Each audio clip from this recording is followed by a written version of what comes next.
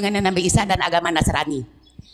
Kalau kita rujuk ke belakang dan kita ingat peristiwa Gua Kafi, pemuda-pemuda Nasrani kan Pak, pemuda-pemuda bangsawan Nasrani yang melarikan diri dari kejaran Raja Dekianus. Mereka memeluk agama Nasrani. Nah, begitu mereka ini dari awal, mungkin awal-awal perkembangan agama Nasrani. Mereka tertidur selama 300 tahun lebih di dalam Gua Kahfi. Begitu mereka sadar, ada salah seorang dari utusan mereka untuk belanja ke pasar. Dan kaget kan waktu mereka mau jual beli, loh ini kan uang kuno.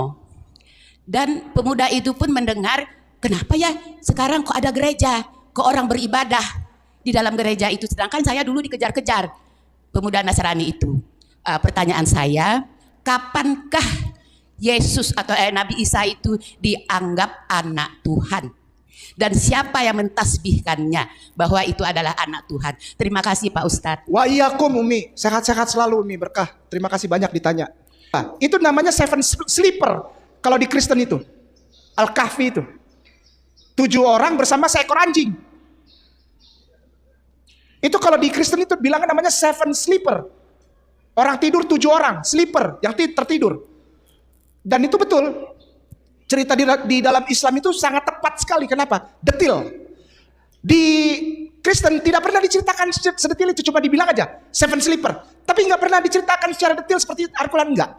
Mereka bangun lalu mereka lihat kok ada gereja, dulu saya dikejar-kejar. Begini, lalu orang bilang, Kak Inama, berarti Yesus itu Kristen. Karena seven sleeper, 7 orang pemuda yang tidur dalam Gua Kahfi itu bangun, dia melihat, dulu aku nggak bisa gereja kayak gini. Dulu aku dikejar-kejar. Berarti dulu Kristen udah ada. Salah. Terusin cerita itu. Baca terus, jangan berhenti di situ. Mereka bangun, mereka melihat orang pergi ke gereja dalam bang salib. Aku masuk. Dan di dalam ternyata Yesus jadi Tuhan. Dia kaget di situ. Dan dia bersyukur kepada Allah, aku ditidurkan 300 tahun. Kalau tidak, aku akan menjadi pengikut Yesus yang dijadikan Tuhan juga. Waktu mereka sebelum tidur, mereka menghindar karena mereka sebetulnya dipaksa oleh pemerintah Romawi pada saat itu, kekaisaran Roman Empire, masa Tiberius. Itu diperkirakan segitu ya, antara Tiberius sampai nanti terakhir ke Caligula tuh kalau nggak salah. Ya, waktunya segitu. Silakan baca 12 Caesars. Ada bukunya 12 Caesars. 12 Caesars. Halo semua. Di dalam Al-Quran surah yang ke-18 yang bernama surah Al-Kahf yang berarti gua pada ayat ke-9 sampai ke-26 ada cerita tentang beberapa orang yang tertidur selama 309 tahun sebagai tanda kebesaran Allah. Sayangnya, Al-Quran tidak memberikan informasi siapa mereka, kenapa mereka tidur di dalam gua itu ada di mana, dan lain sebagainya. Cerita di dalam Islam itu sangat tepat sekali. Kenapa? Detil. Di Kristen tidak pernah diceritakan sedetil itu, cuma dibilang aja seven sleeper. Tapi nggak pernah diceritakan secara detil seperti Al-Quran, enggak. Al-Quran bahkan tidak memberitahukan jumlah mereka. Al-Quran hanya memberitahukan bahwa ada yang berkata 3 orang, ada yang berkata 5 orang, ada yang berkata 7 orang, ditambah 1 anjing. Lalu, Nabi Muhammad, semoga Allah bersalawat dan memberikan salam kepadanya, disuruh berkata, Tuhanku lebih mengetahui jumlah mereka. Tidak ada yang mengetahui dalam kurung bilangan mereka, kecuali sedikit. Nah, pada video ini, saya akan memberitahukan rahasia di balik Al-Quran surah 18 ayat 9-26. Tetapi, jangan kasih tahu siapa-siapa ya. Ini rahasia. Pada tahun 250, Kristen masih belum diakui sebagai agama di Romawi. Kaisar Decius yang memerintah Romawi pada tahun 249 sampai 251 mengeluarkan peraturan agar semua warga Romawi mempersembahkan kurban untuk dewa-dewa Romawi. Pada saat itu orang-orang Kristen mengalami persekusi yang luar biasa karena tidak mau mempersembahkan kurban untuk dewa-dewa Romawi. Banyak orang Kristen yang dibunuh, termasuk Paus Fabian dari Gereja Katolik Roma. Pada saat itu ada 7 orang Kristen di Efesus yang memutuskan untuk memberikan harta mereka kepada orang miskin, lalu mereka pergi ke Gunung Oklon dan tidur di dalam gua untuk berdoa dan menghindari persekusi, karena mereka tidak mau mempersembahkan kurban untuk dewa-dewa Romawi juga. Kaisar mengetahui keberadaan mereka di dalam gua. Lalu, dia menyuruh orang untuk menutup dan menyegel gua itu sehingga mereka mati kelaparan di dalam. Nama-nama mereka adalah Maximian, Markus, Markian, John, Denis, Serapion, dan Konstantin. Mereka adalah tentara Romawi yang masih muda dan tercatat sebagai orang-orang yang mati martir di dalam catatan Gereja Katolik Roma dan juga diakui oleh Gereja Ortodoks Timur. Cerita di dalam Islam itu sangat tepat sekali. Kenapa? Detil. Di Kristen tidak pernah diceritakan sedetil itu, cuma dibilang aja seven sleeper. Tapi nggak pernah diceritakan secara detil seperti Al-Quran, enggak.